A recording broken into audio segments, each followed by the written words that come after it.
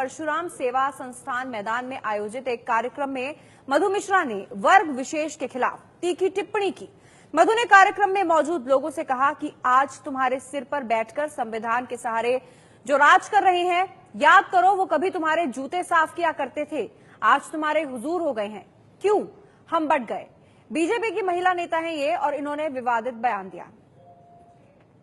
साथियों, आप सब यहाँ बैठे हैं, यहाँ कुछ विप्र बंधुओं के अलावा भी लोग बैठे हैं, मैं उनसे क्षमा चाहती हूँ। आज तुम्हारे सर पर बैठकर संविधान के सहारे जो राज कर रहे हैं, याद करो वो कभी तुम्हारे जूते साफ किया करते थे, आज तुम्हारे हुजूर हो गए, क्यों हम बट गए, हम विभाजित हो गए।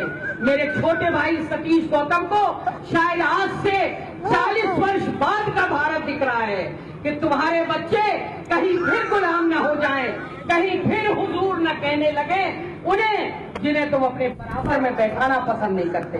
उठो, जागो, और जब तक अपने अधिकार ले न लो तब तक सतीश गौतम की तर्ज पर युद्ध करते रहो, युद्ध करते रहो। तो सुना आपने बीजेपी की महिला नेता मधु मिश्रा ने क्या कहा। अब से कुछ देर पहले मधु मिश्रा से बात की एबीपी न्यूज संवाददाता ने, तो उन्होंने इस पर सफाई दी और कहा कि उन्होंने कुछ भी गलत नहीं कहा, लेकिन किसी को अगर चोट पहुंची है तो वो माफी मांगती हैं। और इस वक्त हमारे साथ मधु मिश्रा जुड़ गई हैं। मधु जी, क्यों आखिर ये बातें आपने कही हैं, क्या कहा आपने? नहीं भैया, मैं सर्वधर्म समभाव की राजनीति करती हूँ।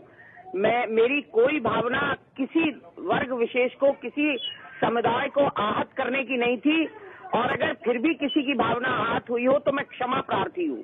नहीं, लेकिन इस तरह की बात आपने कही ही क्यों, जिससे किसी की भावनाएं आहत हो? जाति सूचक शब्दों का क्यों आपने सहारा लिया? नहीं भैया, मैंने किसी जाति का नाम नहीं लिया है। नहीं, आपने एक बात कही है जी जी, जो खबर आ रही है, आपने ये कहा कि जो आपने वक्तव्य दिया कि तुम्हारे सिर पर जो बैठकर संविधान के सहारे राज कर रहे हैं, याद करो वो कभी तुम्हारे जूते साफ किया करते थे, क्या ये बात कही आपने? नहीं, मेरा आशय केवल इतना था कि संविधान में सबको बराबर का अधिकार मिलना चाहिए। नहीं, मैं पूछ रहा हूं ये आपने कहा या नहीं कहा? जो मैं कह रहा हूं आपसे, ये वाक्य आपने बोला है, नहीं कहा है?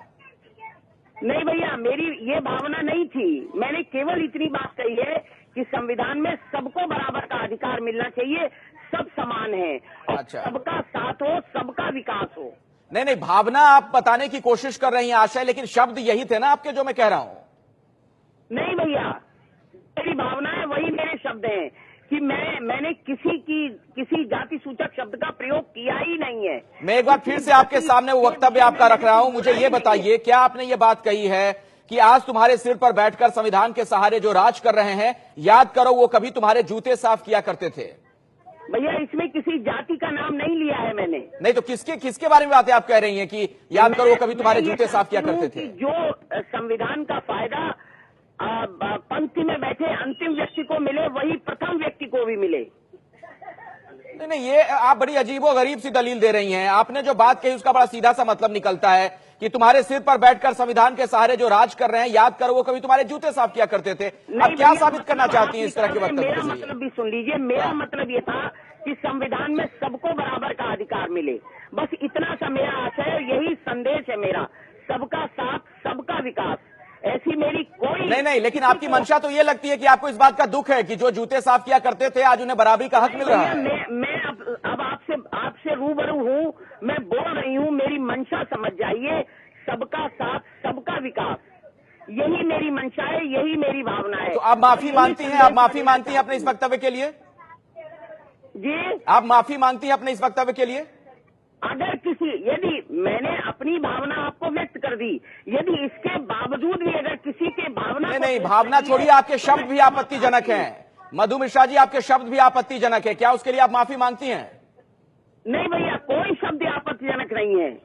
अच्छा, आपको इसमें शब्द मैंने ऐसा नहीं बोला है हाँ, जिसमें आपत्ति हो। यदि फिर भी किसी को आपत्ति है तो मैं पुनः क्षमा मांगती हूँ। चलिए, शुक्रिया मधु मिश्रा जी एबीपी न्यूज से बात करने के लिए। और इस वक्त हमारे साथ जुड़ गए हैं कांग्रेस से अखिलेश प्रताप सिंह जी। अखिलेश जी, जो कुछ कहा बीजेपी की महिला नेता ने, उन्होंने एक वर्ग विशेष के खिलाफ तीखी टिप्पणी करते हुए जो कहा, उस पर आपकी प्रतिक्रिया क्या है? देखिए, ये मधु मिश्रा जी ने वही बोला जो आरएसएस की विचारधारा है।